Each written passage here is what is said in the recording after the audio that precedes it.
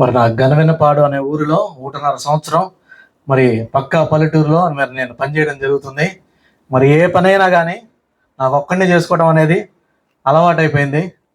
మరి నాకు పరిచయ విషయం కూడా మీ వ్యక్తిగత ప్రార్థనలో జ్ఞాపకం చేసుకోండి. మరి మంచిది. మరి వాతావరణం ప్రతికూల పరిస్థితుల్లో ఉన్నా కానీ మరి మీరు ఆసక్తితో మరి కూడికగా వచ్చిన విధానం బట్టి మరి ఆ దేవుడు మీతో స్పష్టంగా మరి మాట్లాడాలని చెప్పి నేను మనస్ఫూర్తిగా కోరుకుంటున్నాను. మరి వాస్తవానికైతే నేనైతే ఎవరు రాకపోయినా కానీ ఒక యూట్యూబ్ ఛానల్ ఒకటి పెట్టుకొని కనీసం లైవ్లో ఉన్న ఈ యొక్క వాక్య భాగాన్ని అనేక మందిని పంచుకుందామనే ఒక తెగింపుతో మరి నేను ఆశపడినప్పుడు మరి కొంతమంది పెద్దలు అయ్యా ఇక్కడ కూడిక జరుపుకుందామని చెప్పి అడిగినప్పుడు నేను ప్రార్థన చేసుకొని ఒకళ్ళైనా ఇద్దరైనా 10 మంది అయినా మరి యొక్క కూడికను ప్రారంభిద్దామనే ఒక ఆలోచనతో మరి కూడిక చేసి ఉన్నాం. కాబట్టి మరి ఒకళ్ళు వచ్చినా ఒకటే నాకు, 10 మందిని వచ్చినా ఒకటే నాకు, 100 మంది వచ్చినా ఒకటే నాకు. మరి దేవుని యొక్క వాక్యమును కల్తీ లేకుండా స్పష్టంగా ప్రకటించటమే దేవుడు నాకు అప్పగించిన టార్గెట్. మరి ఎంతమందికి మనం సువార్త ప్రకటించామనేది ముఖ్యం కాదు, కానీ దేవుని యొక్క సువార్త ప్రకటిస్తున్నప్పుడు దేవుడు ఆ యొక్క న్యాయపీఠం ఎదుట నించున్నప్పుడు మన యొక్క సేవ అగ్ని పరీక్షకు నిలుస్తుందా లేదా అనేది ప్రాముఖ్యమైనది. ఈ యొక్క కొద్ది మంది ఆత్మలను దేవుని ఎదుట నించోబెట్టి వారి విషయమే లెక్క అప్పచెప్పడం అనేది చిన్న విషయం కాదు. కాబట్టి దేవుని యందు భయభక్తులు కలిగి చిన్న మంది అయినప్పటికీ వీటిని జాగ్రత్తగా కాయాలని చెప్పి నేను భయపడుతూ కాస్తున్నాను. మీరు కూడా మీ వ్యక్తిగత ప్రార్థనలో జ్ఞాపకం చేసుకోండి. మరి ఈ దినం ఏర్పాటు చేయబడిన దైవ లేఖన భాగము మార్కు సువార్త 6వ అధ్యాయము 15వ అధ్యాయము 6వ వచనం నుంచి 20వ వచనం దాకా చదువుకుని ఉన్నాం. ఈ వాక్య భాగం ముందుకెళ్లే ముందుగా కొన్ని మాటలు తెలియజేయాలని ఆశపడుతున్నాను. మరి పోయిన బుధవారము అనగా 27వ తారీఖున మరి మన సంఘ సభ్యురాలు ధనకుమార్ ఆంటీ వారి యొక్క భర్త గారు కీర్తిశేషులు గరికిపాటి రవిబాబు గారి యొక్క జ్ఞాపకార్థ స్తుతి కూడికకు మరి పొదుల నుంచి చెరువు మాధవరం అనే ఒక ఊరికి బయలుదేరటం జరిగింది. ఆ ముందు రోజు రాత్రి 11 నుంచి 2:30 గంటల దాకా ప్రభువా నేను వారి యొక్క ఊరికి వెళ్తున్నాను అయ్యా, వారికి ఓదార్పుగా వారికి కొన్ని మాటలు ఏమన్నా చెప్పమంటావా అని చెప్పి ప్రార్థనలో కనిపెడుతున్న సమయం ఇది. అయ్యా, నీ యొక్క బిడ్డలు తండ్రి లేని దుఃఖముతో బాధపడుతున్నారు, భర్త లేని దుఃఖముతో బాధపడుతున్నారు. కాబట్టి నీ బిడ్డలకు ఏదైనా నీ తరపు నుంచి ఒక మాట చెప్పమంటావా అయ్యా, నీ తరపున నీ బిడ్డలకు ఏదైనా వాగ్దానం చెప్పమంటావా అని చెప్పినప్పుడు దేవుడు నాకు వారి కుటుంబానికి ఇవ్వమన్న వాగ్దానం ఏమిటంటే, పర్వతాలు తొలగిపోయినను మెట్టలు తత్తరిలను నా కృప నిన్ను విడిచిపోదు, సమాధానమైన విషయములో నా నిబంధన తొలగిపోదు అనే ఒక వాగ్దానము నువ్వు ఆ కుటుంబానికి చెప్పు అనే ఒక ప్రేరణ పరిశుద్ధాత్మ దేవుడు నాకు కలిగించాడు. నా కృప ఆ కుటుంబానికి విడిచిపోదు అనే ఒక మాట ఆ కుటుంబానికి తెలియజేయి. సమాధాన విషయమే నా నిబంధన తొలగిపోదు అనే విషయాన్ని తెలియజేయి. నా కృప మీకు సరిపోతుంది అనే ఒక విషయాన్ని తెలియచేయి అని చెప్పినప్పుడు నేను సిద్ధపడి మరి రాత్రి 2:30 గంటల దాకా దేవుని సన్నిధిలో గడిపి మరి ఈ పొదిలి ప్రాంతాన్ని విడిచి ఆ ఒక ఆదరణ కూడికి వెళ్ళటం జరిగింది.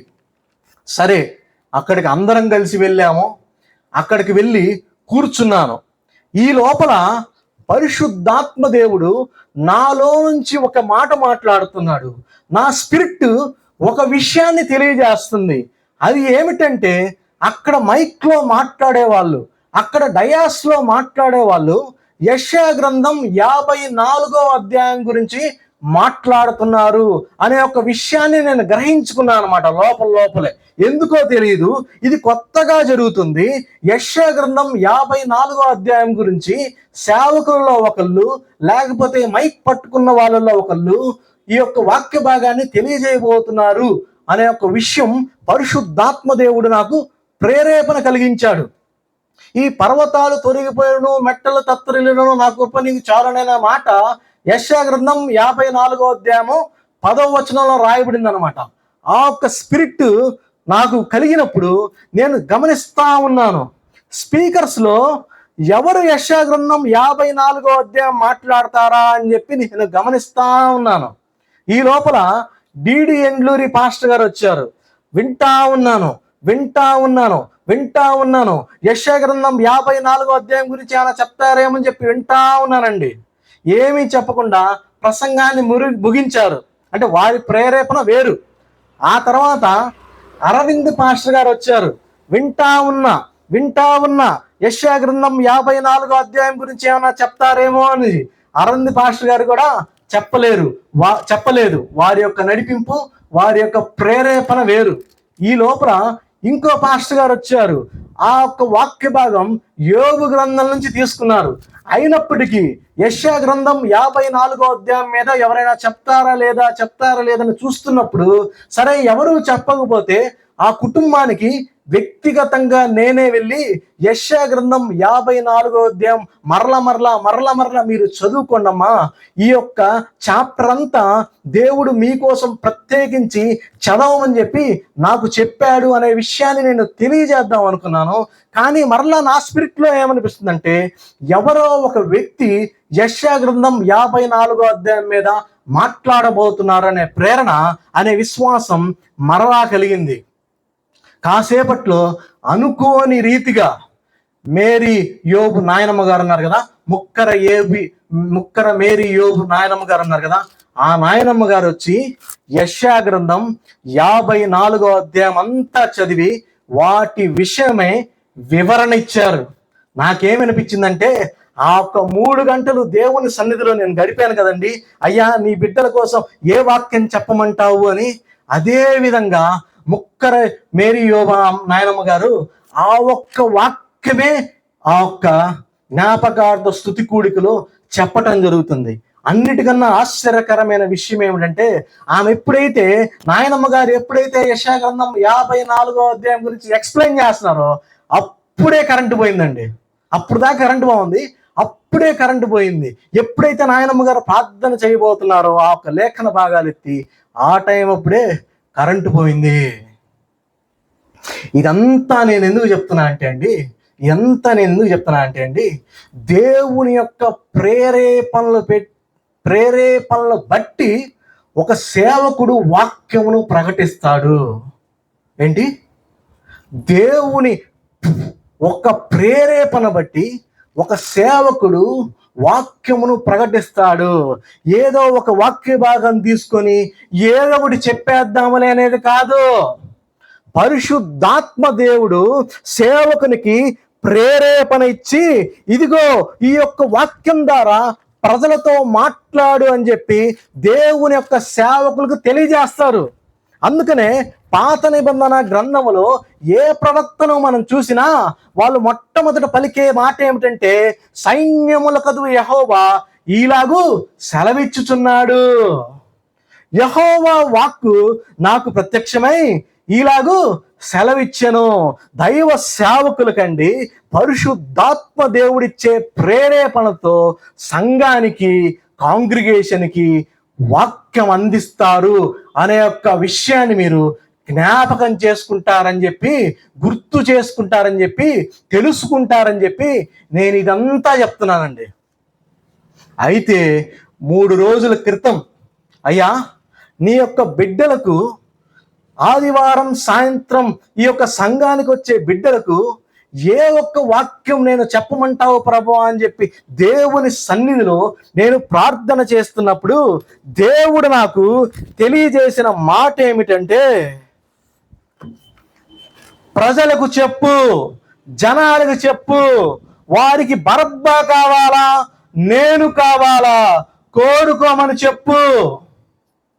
వారికి లోకము కావాలా, నేను కావాలా, కోరుకోమని చెప్పు. వారికి చీకటి కావాలా, వారికి వెలుగు కావాలా, ఏది కావాలో కోరుకోమని చెప్పు. వారికి ఆశీర్వాదం కావాలా, వారికి శాపము కావాలా, ఏది కావాలో కోరుకోమని చెప్పు. వారికి ఇరుకు మార్గం కావాలా, వారికి విశాల మార్గం కావాలా, ఏ మార్గం కావాలో కోరుకోమని చెప్పి వారికి చెప్పు. వారికి బరబ్బాను కావాలా, లేకపోతే యేసుక్రీస్తు ప్రభువైన నిజమైన దేవుడైన నేను కావాలా, కోరుకోమని చెప్పి వారికి చెప్పు అని చెప్పి దేవుడు బలంగా నాకు ప్రేరేపణ కలిగిస్తే మీ ఎదుట నించొని మీరు ఏది కోరుకుంటారో డిసైడ్ చేసుకోండి అని చెప్పి దేవుని యొక్క వాక్యమును ఈ విధంగా ప్రకటిస్తున్నారండి. పొంతి పిలాతు గారు రోమన్ గవర్నర్. ఆ పొంతి పిలాతు యూదులను చూచి, ఇదిగో మీకు ఎవరు కావాలి, ఈ యొక్క పండగల సందర్భంలో ఒక ఖైదీను విడుదల చేయటం మనకు వాడుక గనక మీకు ఎవరిని విడుదల చేయాలి? మీకు యేసును విడుదల చేయాలా, లేకపోతే బరబ్బాను విడుదల చేయాలా? ఈ యొక్క బందిపోటు దొంగైన బరబ్బా కావాలా, నరహంతకుడైన బరబ్బా కావాలా, పట్టణములో అల్లరి రేపే బరబ్బా కావాలా, లేకపోతే ఏ దోషం లేనటువంటి యేసు కావాలా? పొంతి పిలాతు గారు చెప్తారు కదా, ఇతని యందు నాకు ఏ దోషము కనబడట్లేదు, మీకు ఎవరు కావాలో కోరుకోండి. ఏ దోషము లేనటువంటి యేసుక్రీస్తు ప్రభువు వారు కావాలా, అనేక దోషములటువంటి బరబ్బా కావాలా? ఎవరు కావాలి నీకు? ఎవరు కావాలో కోరుకో అని చెప్పి దేవుడు స్పష్టంగా మాట్లాడమని చెప్పాడండి. రక్షణ లేని వ్యక్తులు, మారు మనస్సు లేని వ్యక్తులు, బాప్తిసం తీసుకొని వ్యక్తులు బరబ్బాతో స్నేహం చేస్తున్న వాళ్ళే. కొంతమంది రక్షణ పొందుకున్నా, మారు మనసు పొందుకున్నా, బాప్తిసం తీసుకున్నా వారు బరబ్బాతోనే స్నేహం చేస్తున్నారు. వారు యేసుక్రీస్తు ప్రభువారిని మరల సిలువేస్తున్నారు. ఏమండి, దేవుడు ఏది కావాలో కోరుకోమంటున్నాడండి. మోషే కోరుకున్నాడు. మోషే పెద్దవాడైనప్పుడు కోరుకున్నాడు, నాకు ఐగుప్తు ధనం వద్దు, నాకు ఆ పాపిష్టి సొమ్ము వద్దు, నాకు ఆ ఆధిక్యతలు వద్దు, నాకు క్రీస్తు కావాలి. క్రీస్తు విషయమై నింద గొప్ప భాగ్యము నాకు. క్రీస్తు విషయంలో నాకు నిందలు వచ్చినా పర్లేదు, నాకు శ్రమలు వచ్చినా పర్లేదు, నాకు ఖడ్గం ఎదురైనా పర్లేదు, కానీ నాకు క్రీస్తు యేసు ప్రభువు వారే కావాలి. ఐగుప్తు ధనము కంటే, ఫరో కుమారుడిని నేను అనిపించుకోవడానికంటే, ఫరో యొక్క కుమార్తె యొక్క కుమారుడును అని నేను అనిపించుకోవడానికంటే నాకు దేవుని ప్రజలతో శ్రమ అనిపించడం వేరు. నాకు దేవుడు కావాలి అని చెప్పి అడుగుతున్నాడండి. ఎవరు? మోషే. యెహోషువ కూడా డిసైడింగ్ గా మాట్లాడుతున్నాడు. మీరు ఎవరిని సేవిస్తారేమో మీ ఇష్టం. మీరు అష్టారోతుని దేవుని సేవిస్తారా? మీరు బయలుని సేవిస్తారా? మీరు మొలకను సేవిస్తారా? లేకపోతే మీరు దాగోని సేవిస్తారా? మీరు ఎవరిని సేవిస్తారో మీ ఇష్టం. నేను నా కుటుంబము యెహోవానే సేవిస్తాము. బయలు ఎప్పుడు కూడా, అష్టారోతు ఎప్పుడు కూడా సెక్సువల్ ఇమ్మోరలిటీని, ప్రాస్టిట్యూషన్ ని ప్రోత్సహిస్తుంది. బయలు. మొలకు ఎప్పుడు కూడా పసి పిల్లల యొక్క రక్తాన్ని అడుగుతుంది. దాగోను ఎప్పుడు కూడా మద్యపానాన్ని, లోక సంబంధమైన ఎంజాయ్మెంట్లు చేయమని చెప్పి దాగోను ప్రోత్సహిస్తుంది. మీకు ఏది కావాలో కోరుకోండి, నేనైతే యెహోవానే కోరుకుంటాను. అపోస్తలుడైన పౌలు గారు కోరుకున్నారు, నా మట్టుకైతే బ్రతుకుట క్రీస్తే, చావైతే లాభము. నేను బ్రతుకేదే క్రీస్తు కోసం. ఒకవేళ మరణించిన పరలోక రాజ్యం నాకు వస్తుంది. నాకెందుకయ్యా బరబ్బా, నాకెందుకయ్యా ఈ లోకం? నా కోసం పరలోకాన్ని నుంచి భూలోకానికి దిగి వచ్చింది క్రీస్తు యేసు. నా కోసం శిలువ మీద రక్తం కార్చింది క్రీస్తు యేసు. నా కోసం ప్రాణం పెట్టింది క్రీస్తు యేసు, నా కోసం అవమాన పాలైంది క్రీస్తు యేసు, నా కోసం దెబ్బలు తిన్నది క్రీస్తు యేసు, నా కోసం సమాధి చేయబడింది క్రీస్తు యేసు, నా కోసం క్రీస్తు యేసు పునరుద్ధానం చెందాడు, నా కోసం క్రీస్తు యేసు త్వరలో పునరుద్ధానుడై తిరిగి రాబోతున్నాడు రెండో రాకడలో. యేసుక్రీస్తు ప్రభువు వారు నాకు ఇంత చేస్తే నాకెందుకయ్యా బరబ్బా, నా మట్టుకైతే బ్రతుకుట క్రీస్తే. ప్రియ సంగమా, యేసుక్రీస్తు ప్రభువు వారు కూడా మన కోసం రక్తం కార్చారు, మన పాపం నిమిత్తం గాయపరచబడ్డారు, సమాధి చేయబడ్డారు, మూడో దినాన మృత్యుంజయుడే తిరిగి లేచాడు, త్వరలో మన కోసం రాబోతున్నాడు. యేసుక్రీస్తు ప్రభువు వారు మన కోసం ఇంత చేస్తే మనం ఎవరి కోసం బ్రతుకుతున్నామో? బరబ్బా కోసం బ్రతుకుతున్నామా? మనం క్రీస్తు యేసు ప్రభువు వారి నిమిత్తం మనం బ్రతుకుతున్నామా? కావండి, అపోస్తలుడైన పౌలు గారు అంటారు, నా మట్టుకైతే బ్రతుకుట క్రీస్తే, చావైతే లాభము. కొంతమంది అంటారు, మేము అసలు ఎందుకు బ్రతుకుతున్నాము కూడా మాకే తెలియట్లా. బైబిల్ చదివే వ్యక్తికి అర్థమవుతుంది మనం ఎందుకు బ్రతుకుతున్నామో, ఎందుకు పుట్టామో, ఎందుకు జీవిస్తున్నామో, ఎందుకు మరణిస్తున్నామో, మరణించిన తర్వాత ఎక్కడికి వెళ్తామో అనే విషయము బైబిల్ చదివే వ్యక్తికి అర్థమవుతుంది. కొంతమంది అంటారు, నేను పిల్లల కోసం బ్రతుకుతున్నానయ్యా. అవును, వాస్తవమే. కానీ మనం బ్రతికేది ఎందుకంటే దేవుని యొక్క ప్రణాళికలు మన జీవితంలో నెరవేరటానికి. ఎందుకు బ్రతుకుతున్నాం మనం? దేవుని యొక్క పరిపూర్ణమైన ప్రణాళిక మన యొక్క జీవితంలో నెరవేరటానికి మనం బ్రతుకుతున్నాం. మన యొక్క ఆశలు, మన యొక్క కోరికలు నెరవేర్చడానికి కాదు. అందుకనే అపోస్తలుడైన యోహాను గారు ఏమంటారంటే, యేసయ్య ప్రేమించిన శిష్యుడను నేను. ఏమంటారండి అపోస్తలుడైన యోహాను గారు? ఆయనే మొదట మనల్ని ప్రేమించిన గనక మనము కూడా ఆయనను ప్రేమించబద్దులయమున్నాము. ఆయన నన్ను ప్రేమిస్తున్నాడు, నేను యేసును ప్రేమిస్తున్నాను. ఏమండి, మనం చెప్పగలమా మాట? యేసయ్య నన్ను ప్రేమిస్తున్నాడు, నేను యేసయ్యను ప్రేమిస్తున్నాను అన్నట్టు జీవిస్తున్నామా? లేకపోతే యేసయ్య నన్ను ప్రేమిస్తున్నాడు, నేను లోకాన్ని ప్రేమిస్తున్నాను అన్నట్టు జీవిస్తున్నామా? యేసయ్య నన్ను ప్రేమిస్తున్నాడు, నేను బీడీలను ప్రేమిస్తున్నాను, సారాయిని ప్రేమిస్తున్నాను, సినిమాలను ప్రేమిస్తున్నాను, సీరియల్ని ప్రేమిస్తున్నాను, అపవాదిని ప్రేమిస్తున్నాను అనే రీతిగా మనం జీవిస్తున్నామా? నేను బరబ్బాను ప్రేమిస్తున్నాను, నాకు బరబ్బానే కావాలా, నాకు ఆ బందిపోటు దొంగే కావాలా, నాకు ఆ నరహంతకుడే కావాలా, నాకు అల్లరులు రేపేవాడే కావాలా, నాకు సినిమాలే కావాలా, నరకంలో పోయినా పర్లేదు, నాకు సీరియల్లే కావాలా, నరకానికి పోయినా పర్లేదు, నాకు ఆ ఢిల్లీలోనే కావాలా, నరకానికి పోయినా పర్లేదు, నాకు ధనమే కావాలా, ఎక్కడికి పోయినా నాకు అనవసరం, దేవుడు నాకు అనవసరం అన్నట్లు జీవిస్తున్నామా?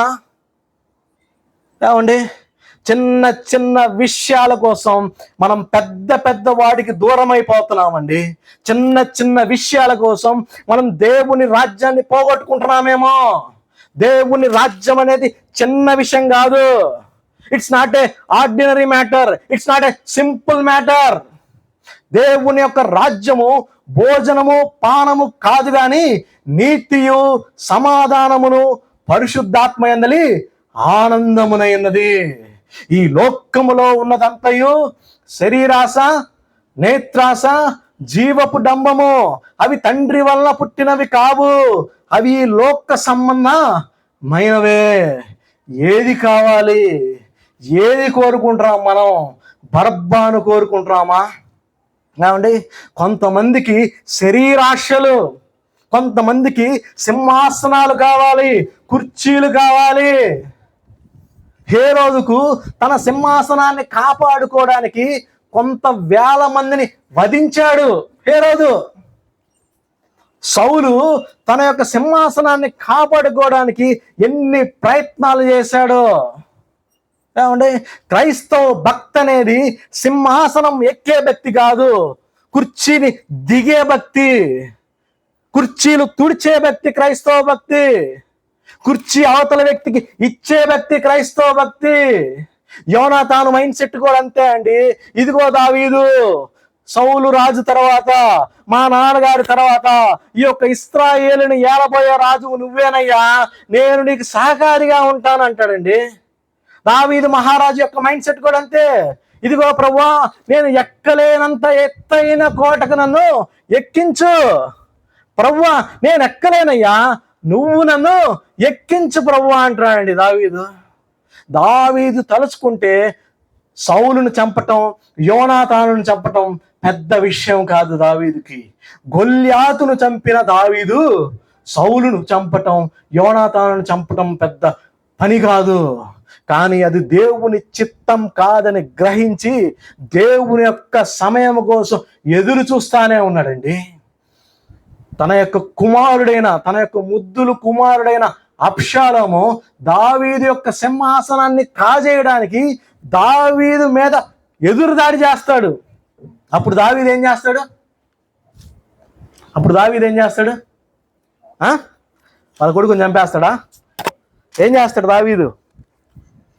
దావీదు తన కుమారుని చంపగలడు, కానీ చరిత్రహీనుడు నేను అవ్వను, నా యొక్క కొడుకు నుంచి నేను తప్పించుకొని పోతానని చెప్పి సైడ్ అయిపోతాడండి. ఈరోజు దావీదు వల్ల మనం ఒకే ఒక్క అంశము నేర్చుకోవాలి. దావీదు తన కుటుంబాన్ని కట్టుకోవడానికి ఒక అడుగు బ్యాక్ స్టెప్ వేశాడనే విషయాన్ని జ్ఞాపకం చేసుకోండి. దావీదు తన కుటుంబ జీవితాన్ని, తన యొక్క నెక్స్ట్ జనరేషన్ని కట్టుకోవడానికి ఒక అడుగు వెనక్కి వేశాడనేది జ్ఞాపకం చేసుకోండి. మన యొక్క కుటుంబ జీవితం కూడా అవసరమైతే కొడుకులేమన్నా, కూతురులేమన్నా, కోడళ్ళేమన్నా, తాతలేమన్నా, తండ్రులేమన్నా, ఎవరు ఏమన్నా కానీ అవసరమైతే మన కుటుంబ జీవితాన్ని కట్టుకోవడానికి మనం ఒక అడుగు వెనక్కి వేసినా తప్పు లేదు. క్రీస్తు యేసుకు సంబంధించిన వ్యక్తులు, మందిరానికి వెళ్ళే వ్యక్తులు దావీదు వలె తన కుటుంబాన్ని బ్యాక్ స్టెప్ వేసి జాగ్రత్తగా కట్టుకుంటారు. బరబ్బాను వెంబడించే వ్యక్తులు ఏమండి, బరబ్బా ఎప్పుడు అల్లరి అల్లరి అల్లరి కావాలి, గొడవలు కావాలి. బరబ్బా ఎప్పుడు కూడా తన కుటుంబ జీవితాన్ని నాశనం చేసుకునే వ్యక్తి. మనం ఏ రీతిగా ఉన్నామో ఏమండి, మనం ఏ రీతిగా ఉన్నామో, మనం కుర్చీలను ప్రేమించే వాళ్ళంగా ఉన్నామా? సంసోను డెలీలాను ప్రేమించే వ్యక్తిగా ఉన్నాడు. ఏమండి, ఈ లోకాన్ని ప్రేమించే ఒక వ్యక్తి చివరికి మిగిలేది బోడిగుండు మాత్రమే. ఈ లోకాన్ని ప్రేమించే ఒక వ్యక్తి పశువు వలె తయారైపోతాడండి. సంసోనే ఎగ్జాంపుల్. సంసోను తన యవ్వన కాలం జీవితం అంతా ఎంజాయ్ ఎంజాయ్ ఎంజాయ్ ఎంజాయ్ అనుకుంటా ఒక పశువు కంటే హీనమైన స్థితికి దిగజారాడు. కొంతమంది అడుగుతారు, చైతన్యనా మేము ఎంజాయ్ చేయాలి కదా, ఇప్పుడు కాకపోతే ఇంకెప్పుడన్నా మేము ఎంజాయ్ చేసేది? ఏమంటే ఇప్పుడు నువ్వు ఎంతైతే ఎంజాయ్ చేస్తావో కొన్ని రోజులైన తర్వాత 10 రెట్లు పశువు వలె వెట్టి పని చేయాల్సి వస్తుంది. నువ్వు ఇప్పుడైతే ఎంత ఇదిగా ఎంజాయ్ చేస్తావో దానికి 10 రెట్లు నువ్వు ఏమంటే కష్టపడాల్సి వస్తుంది. 10 రెట్లు కన్నీళ్లు విడవాల్సి వస్తుంది. ఏమంటే ఈ యొక్క బరబ్బా అల్లరికి సాదృశ్యం. మన దేవుడు అల్లరి చేసే వ్యక్తి కాదు. మన దేవుడు సమాధానకర్త. ఆయనలో అల్లరి ఎంత మాత్రం లేదు. మన జీవితంలో అల్లరితో కూడిన ఆటపాటలు ఉన్నాయా? దేనిలో ఉంటాయి అల్లరితో కూడిన ఆటపాటలు?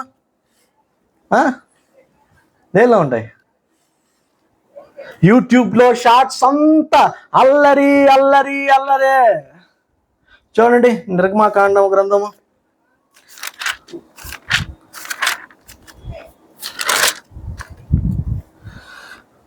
32వ అధ్యాయము 72వ పేజీ నెంబర్ అండి. నిర్గమాకాండం గ్రంథము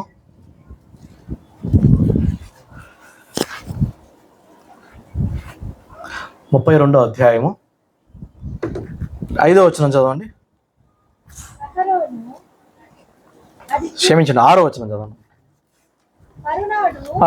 తీశారు అందరూ.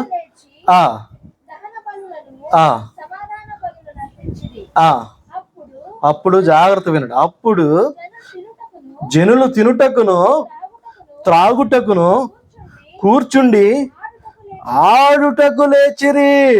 జనులు తినుటకును త్రాగుటకును నాట్యం ఆడుటకును లేచిరి. అరే, దేవుని సేవకుడేమో మోషే ఏమో సీనాయి పర్వతం ఎక్కి 40 దినాలు ఏమి తినలా. 40 పగళ్ళు 40 రాత్రులు మోషే అసలు ఏమి తినలేదు. వీళ్ళేమో తినచ్చు త్రాగుచు నాట్యం ఆడుతా ఉన్నారంట. మోషేనేమో వీళ్ళ నిమిత్తమై 40 దినాలు ఏమి తినకుండా ప్రార్థనలు చేస్తున్నప్పుడు వీరేమో నాట్యం ఆడుతున్నారు. మోషేనేమో దేవుని యొక్క సన్నిధి నుండి 10 ఆజ్ఞలు పలకలు తీసుకొని వస్తూ ఎదురవుతున్నప్పుడు వీరిని చూసినప్పుడు మోషే యొక్క హృదయము ఏమైపోయి ఉంటుందో మీరు ఆలోచించండి. తినటం తాగటం నాట్యం ఆడటం, తినటం త్రాగటం ఆడుటకు లేచిరి. ఏమండి, దేవుడు చెప్తాడు, నువ్వు అడ్డు తప్పుకో మోషే, నువ్వు అడ్డు తప్పుకో, వీళ్ళందరూ నేను సంహరించేస్తాను, నీలో నుంచి గొప్ప జనాంగాన్ని నేను బయటికి తీసుకొస్తానని చెప్తే మోషే ఏమన్నాడండి? అయ్యా అయ్యా, ఆ విధంగా చేయొద్దయ్యా, సాధ్యమైతే నా పేరు నీ జీవ గ్రంథంలోంచి తుడిచిపెట్టేశాయ్యా, వీరి పేర్లు మాత్రం అయ్యా తీసివేయద్దయ్యా అని చెప్పి దేవుని సన్నిధిలో పెనుగులాడుతా బ్రతిమలాడుతున్నాడండి. ఏమండి, మన జీవితాల విషయంలో కూడా దేవుని యొక్క సేవకులు తండ్రి కుడిపార్శ్వంలో ఉన్న క్రీస్తు యేసు ప్రభువు వారు మన గురించి విజ్ఞాపన చేస్తున్నారు. యేసు క్రీస్తు ప్రభువు వారు, దేవుని యొక్క సేవకులు కూడా మన గురించి విజ్ఞాపన చేస్తున్నారు. మనం ఇంకా తింటానే ఉన్నామా? మనం ఇంకా త్రాగుతానే ఉన్నామా? మనం ఇంకా నాట్యం ఆడుతూనే ఉన్నామా? దేవుని యొక్క సేవకులు గనక యేసు క్రీస్తు ప్రభువు వారు కూడా మన కోసం విజ్ఞాపన చేయకుండా గనక ఉండినట్లయితే మన యొక్క జీవితాలు ఏమైపోయేవో ఈ పాటికి ఒక్కసారి ఆలోచించండి ప్రియ సంగమా. దేవుని యొక్క సేవకుడైన మోషే వారి కోసం ప్రార్థన చేస్తున్నాడు. అయినప్పటికీ 6 లక్షల కాల్బలములో ఎంతమంది ప్రవేశించారండి కానాను దేశానికి? 6 లక్షల కాల్బలం బయలుదేరింది ఐగుప్తు దేశాన్ని నుంచి. కానాను చేరే సమయం అప్పుడు ఎంతమంది చేరారు? వాళ్ళు ఎంతమంది రాని? 2. ఎవరు వాళ్ళు? యెహోషువ, కాలేబు. 6 లక్షల మంది బయలుదేరారు ఐగుప్తు దేశం నుంచి. చేరిందేమో 2. వారి యొక్క సంతతి వెళ్ళారు, వారి యొక్క సంతానం వెళ్ళారు. మిగతా వాళ్ళ యొక్క 6 లక్షల కాల్బలం యొక్క సంతానం వెళ్ళారు కానాను దేశానికి. కానీ వారి ఆ పై జనరేషన్ ఎవ్వరు కూడా చేరలేదు. దీన్ని బట్టి ఒక పాఠం ఏం నేర్చుకోవాలంటే, మోషే ప్రార్థన చేసినప్పుడే 6 లక్షల కాల్బలంలో కేవలం 2 మాత్రమే వెళ్ళారు. దేవుని సేవకులైన మేము ఎంత ఇదిగా ప్రార్థన చేసినా కానీ మనంతటా మనం రియలైజ్ అవ్వకపోతే మనం కూడా దేవుని రాజ్యంలో ప్రవేశించలేము అనే ఈ యొక్క వాక్య భాగం తెలియజేస్తుందండి. ఏమండి, బరబ్బా అల్లరిని కోరుకుంటాడు. బరబ్బా నరహంతకుడు. కత్తిపోటు వంటి మాట్లాడు వారు కలరు అని చెప్పి బైబిల్ గ్రంథంలో రాయబడి ఉంది. సమాధాన పరచువారు ధన్యులు, వారు దేవుని కుమారులు. సమాధానాన్ని పాడు చేసే వాళ్ళు దరిద్రులు, వారు అపవాది సంబంధులు. ఏమండి, కొంతమంది మన యొక్క సమాధానాన్ని పాడు చేయాలని చెప్పి ఎంత రీతిగా దాడి చేస్తారో.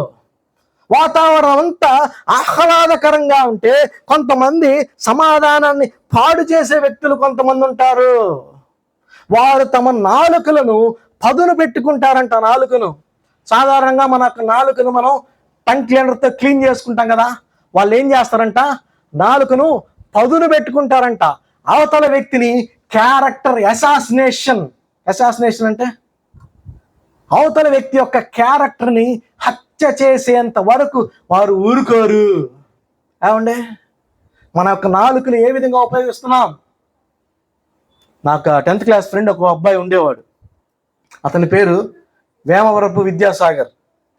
నాకు తెలిసి తెలియని వయసులో నేను కొన్ని పదాలు దొరిలాను అన్నమాట ఒక 2 రోజులు.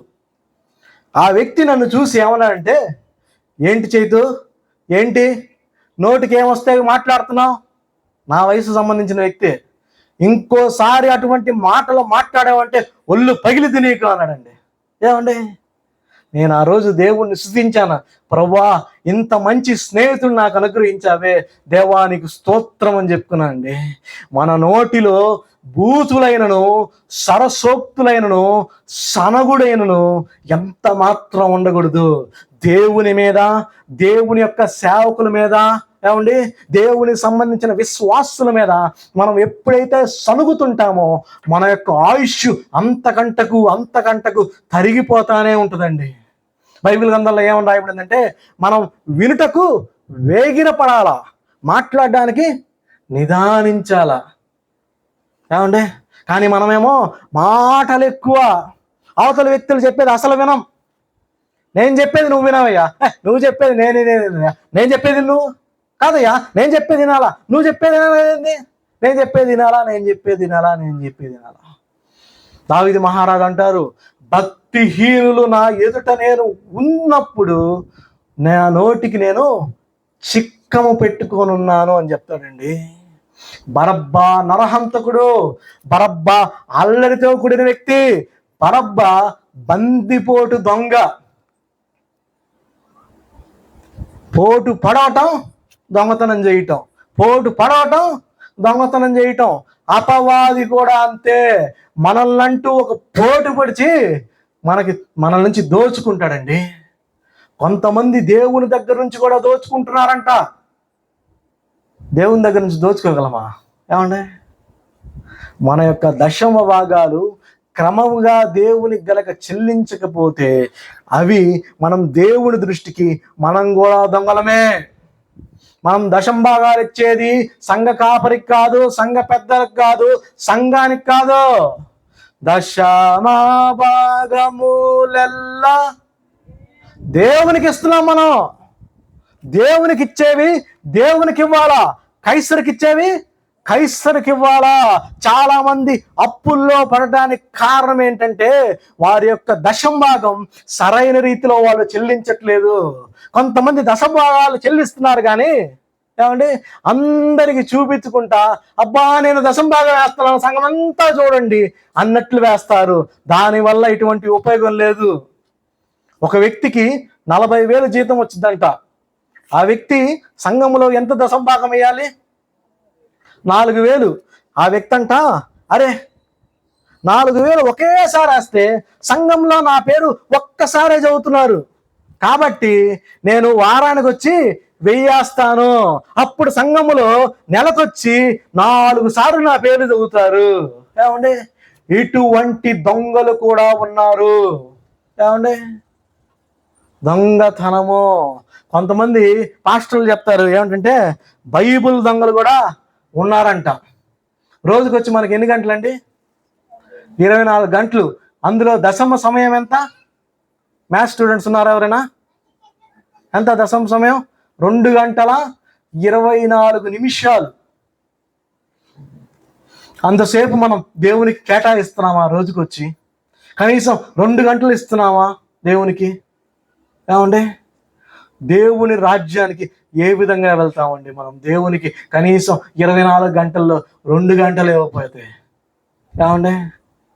బరబ్బా బందిపోటు దొంగ, మనం ఏ రీతిగా ఉన్నాం? బరబ్బా నరహంతకుడు, మనం ఏ రీతిగా ఉన్నాం? బరబ్బా అల్లరిని కోరుకున్న వ్యక్తి, మనం ఏ రీతిగా ఉన్నాం? కొంతమంది ఏం చెప్తారంటే అండి, మనం ఎవరిని హట్టు చేయకూడదండి. అటు దేవుణ్ణి హట్టు చేయకూడదు, అటు బరబ్బాని హట్టు చేయకూడదు, అటు సైతాన్ని హత్య చేయకూడదు. మనం బ్యాలెన్స్డ్గా ఉండాలండి. సాతానా ఎందుకు నువ్వు దిగులు పడేది? నేను ఓరక దేవుని మందిరానికి వెళ్ళి మరలా నీ దగ్గరికే కదా వచ్చేది. సాతానా నువ్వు ఎందుకు ఫీల్ అవుతున్నావు? సాతానా నేను బైబిల్ చదువుకొని ప్రార్థన చేసుకొని ఎటు తిరిగి నీ దగ్గరికే కదా సాతానా వచ్చేది అన్నట్లుగా మనం బిహేవ్ చేస్తున్నామా అండి? నులివెచ్చని స్థితిలో ఉండకూడదని చెప్పి దేవుడు ఈరోజు మనతో మాట్లాడుతున్నాడండి. ఉంటే చల్లగా ఉండు, లేకపోతే వెచ్చగా ఉండు. నులివెచ్చని స్థితిలో నీవు వెనక ఉంటే దేవుడు దానిని ఇష్టపడట్లేదు. ఏమండి, ఈ యొక్క లవోదికయ సంఘం ఏది? నులివెచ్చని స్థితిలో ఉండే సంఘం పేరేంటి? అయిపోవస్తుంది ఒక 5 నిమిషాలు. ఏ సంఘం? లవోదికయ సంఘం. యేసయ్య ప్రతి ఒక్క సంఘాన్ని హెచ్చరించాడు. అంటే 5 సంఘాలను హెచ్చరించాడు. ఆ 5 సంఘాలని మెచ్చుకున్నాడు కూడా. 7 సంఘాలలో 2 సంఘాలని దేవుడు బాగా మెచ్చుకున్నాడు. మిగతా 5 సంఘాలలో 4 సంఘాలని హెచ్చరించాడు, అట్ ద సేమ్ టైం మెచ్చుకున్నాడు. ఒకే ఒక సంఘమైన లవోదికయ సంఘాన్ని మాత్రం నులివెచ్చని స్థితిలో సంఘం ఉన్నది కాబట్టి ఆ సంఘాన్ని దేవుడు ఏం మెచ్చుకోవాలా? దేవుడు ఈ ఎఫెసీ సంఘానికి లేఖ రాస్తూ, ఇదిగో నీవు మొదటి ప్రేమతో నన్ను ప్రేమించాలా అని హెచ్చరిస్తాడు. కానీ ఒక విషయంలో మెచ్చుకుంటాడు, ఇదిగో నీవు అబద్ధ బోధకులు నువ్వు కనిపెట్టే సామర్థ్యం నీలో ఉందని చెప్పి మెచ్చుకుంటాడు. దేవుడు పెర్గమ సంఘానికి లేఖ రాస్తూ, ఇదిగో నీ యొక్క సంఘములో బిలాము బోధ ఉందని చెప్పి హెచ్చరిస్తాడు. ఇదిగో నీ సంఘములో జారత్వం ఉందని చెప్పి హెచ్చరిస్తాడు.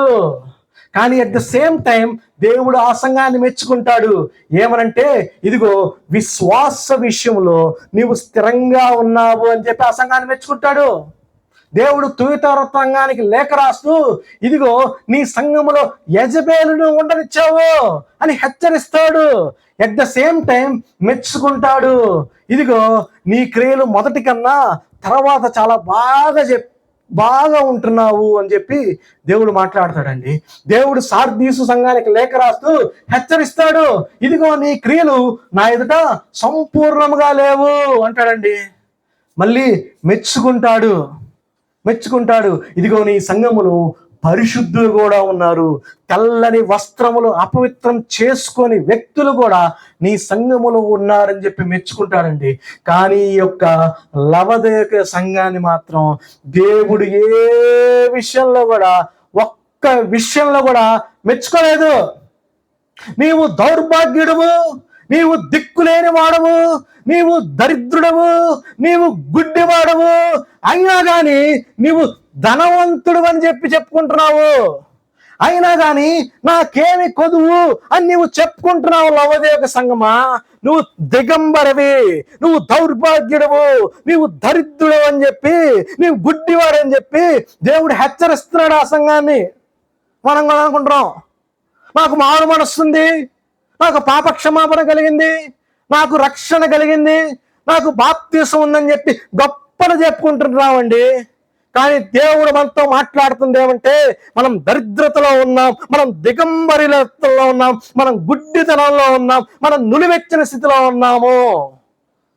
కాసేపు బరబ్బా, కాసేపు పరిశుద్ధ గ్రంథమైన బైబిల్, కాసేపు బరబ్బా, కాసేపు యేసుక్రీస్తు ప్రభువారు కాదు.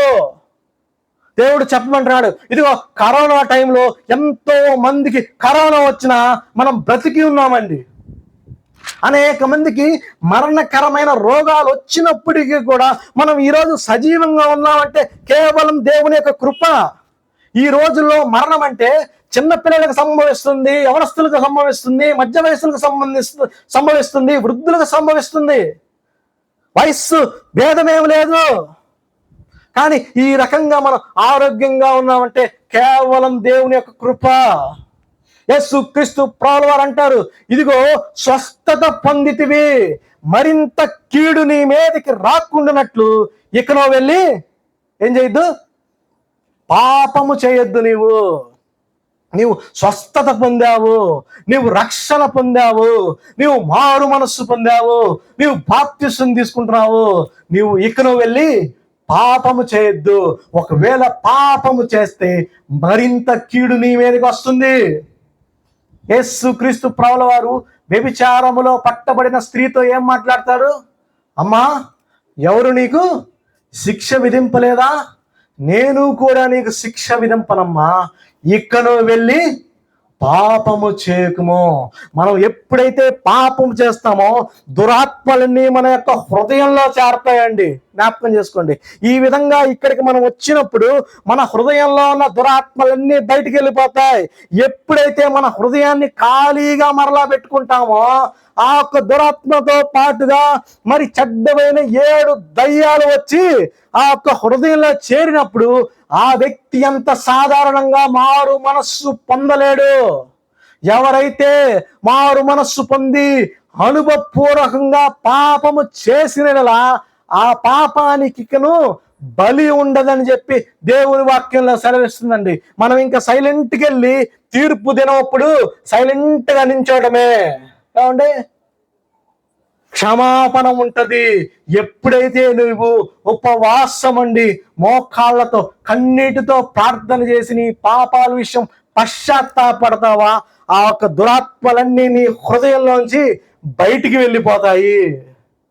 నువ్వు అలాగే కంటిన్యూ చేసావంటే ఒకానొక రోజు ఏమండి దేవుడు ఒప్పుకోడు. ఈ లోకమునైనను ఈ లోకములో ఉన్నాడట నేను ప్రేమింపకుడి.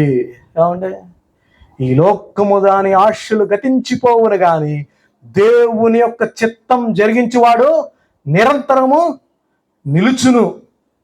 ఆఖరిగా 2 మాటలు చెప్పి ముగిస్తాను. ఈ యొక్క లోక రాజ్యాలన్నీ అండి ఒకరోజు పోతాయి. దేవుని యొక్క రాజ్యం అనేది శాశ్వతమైన రాజ్యం. దానియేలు గ్రంథంలో రాయబడి ఉంటుంది, నెబుకద్నెజరుకి ఒక కళ కలుగుతుందంట. ఆ కళలో భయంకరమైనవన్నీ తెలుసుకుంటాడు, కానీ లేచేసరికి ఆ కళ మర్చిపోతాడు. ఆ రాజ్యంలో ఉన్న శకులు గాండ్రను మాంత్రికులను అందరినీ పిలిపించి, ఇదిగో నాకు ఒక కళ వచ్చింది, ఆ కళను దాని భావమును నాకు తెలియజేయండి అని అడుగుతాడు. అయితే ఆ యొక్క మాంత్రికులు ఏమని అడుగుతారంటే, అయ్యా ఈ యొక్క నీకు వచ్చిన కళ నాకు చెప్పు, నీకు వచ్చిన కళ నాకు చెప్పు, నేను వాటి యొక్క భావన తెలియజేస్తామంటే రాజు అంటారు, నా కళ నేను మర్చిపోయా, మీరేం చేస్తారో నాకు తెలియదు, ఆ కళ కావాలి నాకు, ఆ కళ భావం నాకు కావాలి అని చెప్పి చెప్తాడండి. ఏ మనుష్యుడు చెప్పలేడయ్యా అని చెప్పి రాజుతో అడిగినప్పుడు రాజు హెచ్చరిస్తాడు ఆ యొక్క మాంత్రికులని, మీరు గనక కళ భావన తెలియపోతే మీ యొక్క శరీరాన్ని నేను తుత్తునీలుగా చేస్తాను, మీ యొక్క ఇంటను నేను పెంట కుప్ప వలె చేస్తానని చెప్పి హెచ్చరిస్తాడండి. ఇదంతా గమనించిన దానియేలు రాజు సన్నిధికి వెళ్ళి, అయ్యా నాకు కొంచెం సమయం ఇవ్వండి అయ్యా, ఆ కళను ఆ యొక్క కళభావమును నేను తెలియజేస్తానని చెప్తాడండి. ఆ కళలో దానియేలుకి దర్శనం ద్వారా ఆ యొక్క కళాభావం దేవుడు బహిర్గతం చేస్తాడు. ఆ కళలో జరిగే విషయం ఏంటంటే, ఒక బంగారు ఒక పెద్ద ప్రతిమ ఏముంది అక్కడ, పెద్ద ప్రతిమ, భయంకరమైన మనిషి ప్రతిమ. ఆ యొక్క ప్రతిమ బాగా ప్రకాశిస్తూ ఉంటుంది, భయంకరంగా ఉంటుంది. దాని యొక్క తలమేమో మేలిమి బంగారముతో చేయబడి ఉంటుంది, దాని యొక్క రొమ్ములు దాని యొక్క భుజాలు వెండితో తయారు చేయబడి ఉంటుంది, దాని యొక్క ఉదరము దాని యొక్క తొడలు ఈ యొక్క ఇత్తడితో తయారు చేయబడి ఉంటాయి, వాటి యొక్క కాళ్ళు ఇనుముతో తయారు చేయబడి ఉంటాయి, వాటి యొక్క పాదములు కొంచెం మట్టితో కొంచెం ఇనుముతో తయారు చేయబడి ఉంటాయి అన్నమాట.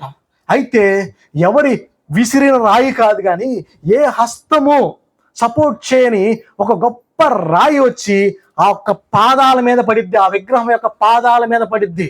ఆ పాదాల మీద ఉన్న మట్టిని ఆ యొక్క ఇనుముని తుత్తునీలుగా చేస్తుంది, ఆ యొక్క బంగారం యొక్క తలని తుత్తులీలుగా చేస్తుంది, వెండిని పొడి చేస్తుంది, ఇత్తడిని పొడి చేస్తుంది, అంతటిని పొడి చేసి ధూళి వలె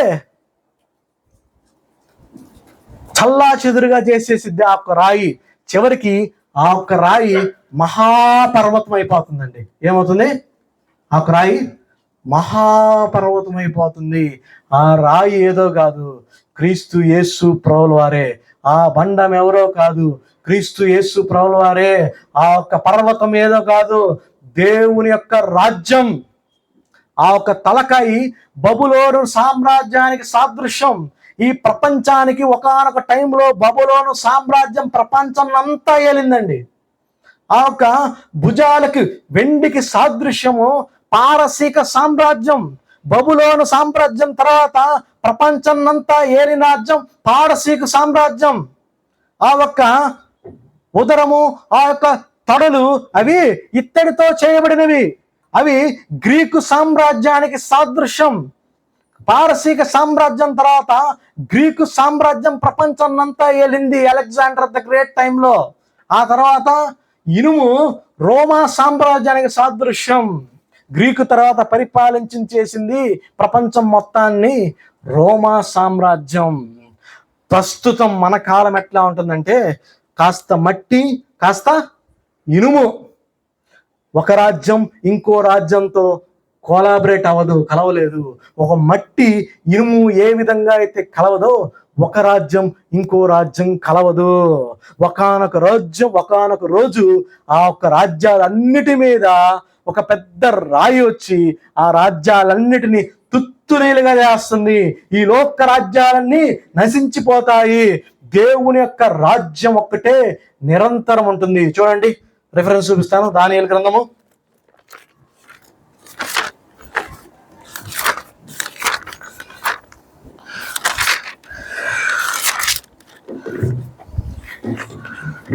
2వ అధ్యాయము 733వ పేజ్ నెంబర్ అండి.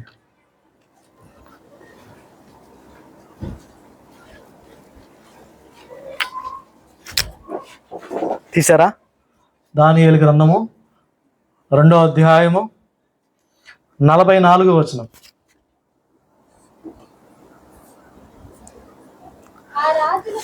అందరు తీసారా? చదవండి, చదవండి అమ్మ.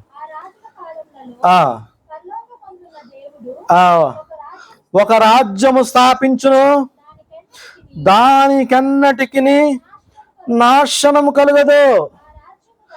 ఆ రాజ్యము దాని పొందిన వారికి కాక మరెవరికి చెందదు. అది ముందు చెప్పిన రాజ్యములన్నిటినీ పగలగొట్టి నిర్మూలము చేయును. అది యుగ యుగముల వరకు నిలుచును. దేవుని యొక్క రాజ్యము నిరంతరము నిలుస్తుంది. ఈ రాజ్యాలన్నీ శాశ్వతమైనదే. మరి దేవుని యొక్క రాజ్యాన్ని స్వతంత్రించే వ్యక్తులుగా మనం ఉన్నామా? యేసుక్రీస్తు ప్రభువు వారు చెప్తారు, కాలము సంపూర్ణమైనది, దేవుని రాజ్యం సమీపించి ఉన్నది. మారు మనస్సు పొంది సువార్తను నమ్ముడి. ఎవరైతే నీటి మూలముగాను ఆత్మ మూలముగాను జన్మిస్తారో వారు దేవుని యొక్క రాజ్యాన్ని స్వతంత్రించుకున్నారు.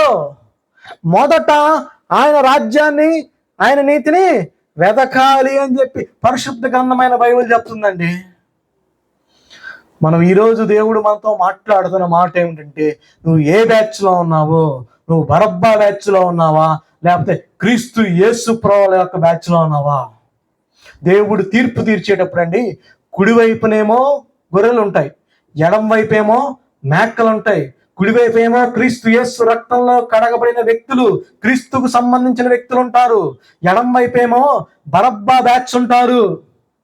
దేవుడు కుడివైపు ఉన్న వ్యక్తుల వైపు చూస్తూ, నా తండ్రి చేత ఆశీర్వదింపబడిన వారులారా రండి, లోకము పుట్టినది మొదలుకొని మీ కొరకు ఏర్పాటు చేసిన దేవుని యొక్క రాజ్యమును స్వతంత్రించుకోండి అని చెప్పి పిలుస్తాడు.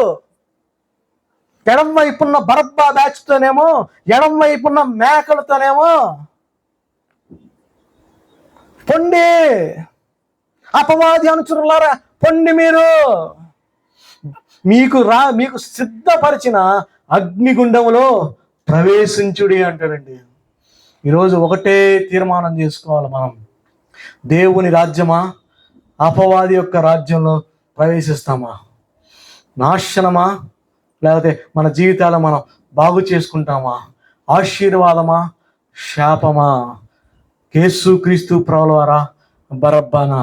మీ యొక్క తీర్మానాన్ని దేవునికి ప్రార్థనాపూర్వకంగా మీరు తెలియజేయండి. మనం ఉండాల్సింది కుడివైపున, ఎడం వైపున కాదు. దేవుడు అట్టి భాగ్యమును మనకు కలుగు చేయను కాక ప్రార్థించుకుందాం. మా స్తుతులకు కారణభూతుడైన మా ప్రియ పరలోక తండ్రి, వందనాలు, స్తోత్రాలు ప్రభా. అయ్యా, ఇదనా నువ్వు చెప్పమన్న మాటలు నేను చెప్పి ఉన్నాను ప్రభా. నువ్వు చెప్పమన్న చోట నేను నించొని చెప్పి ఉన్నాను ప్రభా. ఇదిగనా ఈ యొక్క వాక్యాన్ని ప్రభా, యా ప్రతి ఒక్కరు ప్రభా వారి యొక్క హృదయాల్లో చేర్చుకొని ప్రభా, ఇదిగనా మీకు చోటిచ్చే బిడ్డలుగా ప్రభా, మీ పరిశుద్ధాత్మను ప్రభా వెంటాడి ప్రభా వాళ్ళని పట్టుకున్న ప్రభా. అయ్యా, ఏ బిడ్డలైతే ప్రభా నేను క్రీస్తు కోసం నేను జీవించాలని నేను ఆశపడుతాననే ప్రతి ఒక్క బిడ్డని అయితే జ్ఞాపకం చేసుకోండి ప్రభా. మీ కొరకు జీవించే బిడ్డలుగా ప్రభా వారు ఉండేలాగా సహాయం దయచేయండి ప్రభా. ఎంతమంది అయితే తండ్రి లోకం కోసం, పాపం కోసం ప్రభా, అపవాది కోసం, లేకపోతే బరబ్బాలే ఈ లోక ఆశలతో పడి కొట్టుకుపోతున్నారా ప్రభా, వారిని అయితే జ్ఞాపకం చేసుకోగాక వీళ్ళు. అయ్యా వాళ్ళను కూడా ప్రభా, అయ్యా వాళ్ళను కూడా ప్రభా మీరు క్షమించి ప్రభా మారు మనసు మరలా కలిగేసి ప్రభా మీ వైపు ప్రభా లాక్కొని ప్రభా మీ పరలోక రాజ్యంలో ప్రభా వాళ్ళందరూ ఉండేలాగా సహాయం చేరు వీడుకుంటూ, ఇదిగోనైనా నామకార్థంగా ప్రభా ఒక క్రైస్తవ భక్తిని మేము అవలంబించుకోక ప్రభా ఒక నిజమైన క్రైస్తవ జీవితం ప్రభా మేమందరం జీవించలాగా సహాయం చేయ వేడుకుంటూ, ఇదిగోనైనా ఇద్దరికి బోధించిన తర్వాత భ్రష్టుడనైపోతానేమో అని చెప్పి నన్ను నేను లగగొట్టుకుంటున్న అపోస్తలుడైన పౌలు వంటి వ్యక్తిగా ప్రభా నేను ఉండులాగా సహాయం చేదురుగాక వేడుకుంటూ, సమస్త ఘనత, మహిమ, ప్రభావాలు మీరే ఆరంభించరు వేడుకుంటూ, నజరేయుడైన యేసుక్రీస్తు నామమున మిక్కిలి వినయంగా వేడుకుంటూ రాము తండ్రి, ఆమేన్.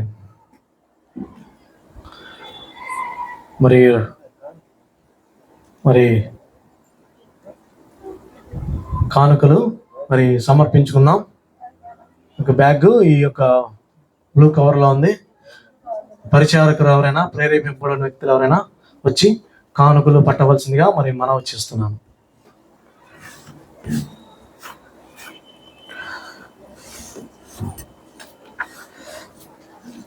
స్తోత్రం చెల్లింతుము, స్తుతి స్తోత్రం చెల్లింతుము,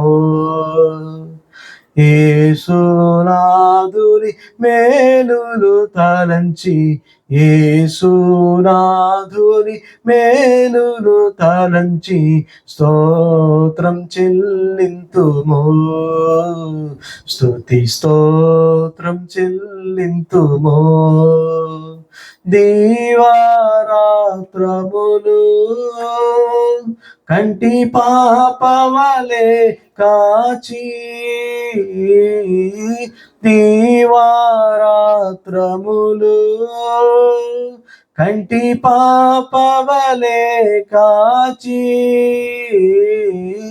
దయగల హస్తముతో బ్రోచి నడిపించితివి, దయగల హస్తముతో బ్రోచి నడిపించితివి, స్తోత్రం చెల్లింతుము, స్తుతి స్తోత్రం చెల్లింతుము. ప్రార్థన, ప్రభు నేర్పిన ప్రార్థన ఆశీర్వాదంతో ఇక్కడికి ముగించుకున్నాం. మా స్తుతులకు కారణభూతుడైన మా ప్రియ పరలోక తండ్రి, వందనాలు, స్తోత్రాలు ప్రభా. ఇదిగనా ఈ కూడిక ప్రభా మీకు మహిమకరంగా ప్రభా జరిగిందన్న ప్రభా నేను నమ్ముచున్నాను ప్రభా. ఇదేనా అల్పులము, అయోగ్యులము ప్రభా చిన్న మందిగా చేరి ప్రభా కొద్ది మాటలు ప్రభా వినుటకు ప్రభా, మిమ్మల్ని పాటలతో స్తుతించడానికి ప్రభా, ఇదిగనా వాక్యం ధ్యానించడానికి ప్రభా మీరు చూపిన కృపను బట్టి ప్రభా మీకే విలువైన వందనాలు, స్తోత్రాలు ప్రభా. ఈ రీతిగా ప్రభా నేను చక్కగా ప్రభా ప్రతి వాడకు కూడుకున్నట్టుకు ప్రభా మీరే సహాయం చేయండి ప్రభా. ఎంతమంది అయితే రాలేదో ప్రభా వారికి ప్రభా చక్కగా ప్రభా సమయాన్ని దయచేసి చక్కగా వచ్చేలాగా సహాయం దయచేయండి ప్రభా. ఎంతమంది అయితే వచ్చి ఉన్నారో ప్రభా, వచ్చి ఉన్న ప్రతి ఒక్క బిడ్డను ప్రభా మీరే ఆశీర్వదించరు కాకుండా వేడుకుంటూ, ఇదేనా సమస్త ఘనత, మహిమ, ప్రభావాలను మీరే అర్పించి వేడుకుంటూ, ఇదేనా తిరిగి గృహాలు వెలిచినగా తండ్రి మీరే సహాయం చేసి కృప చూపించి కనికరించిగా వేడుకుంటూ, నజరేయుడైన యేసుక్రీస్తు నామమున మిక్కిలి వినయంగా వేడుకుంటూ రాము తండ్రి, ఆమేన్. పరలోకమందున్న మా తండ్రి, మీ నామం పరిశుద్ధపరచబడును గాక, మీ రాజ్యం మాకు వచ్చును గాక, మీ చిత్తం పరలోకమందున ఎలాగా అలాగే భూమి మీద నెరవేరును గాక. మా కొనిదిన ఆహారం దయచేయండి, మా రుణస్తులు మేము క్షమించిన ప్రకారం మరొకను క్షమించండి, మమ్మల్ని శోధనలు తేక దుష్టిని తప్పించండి, ఎందుకంటే రాజ్యం, బలం, మహిమ నిరంతరం మీరైనారు తండ్రి, ఆమేన్. మన పరమ తండ్రి అయిన దేవుని యొక్క ప్రేమయు, మన రక్షకుడైన క్రీస్తు యేసు వారి యొక్క కృపయను, ఆదరణకర్త అయిన పరిశుద్ధాత్మ యొక్క అన్యోన్య సహవాసమును చేరి వచ్చిన ప్రతి ఒక్క బిడ్డకి తోడు నీడయుండి కాచి కాపాడును గాక. Amen, amen, amen.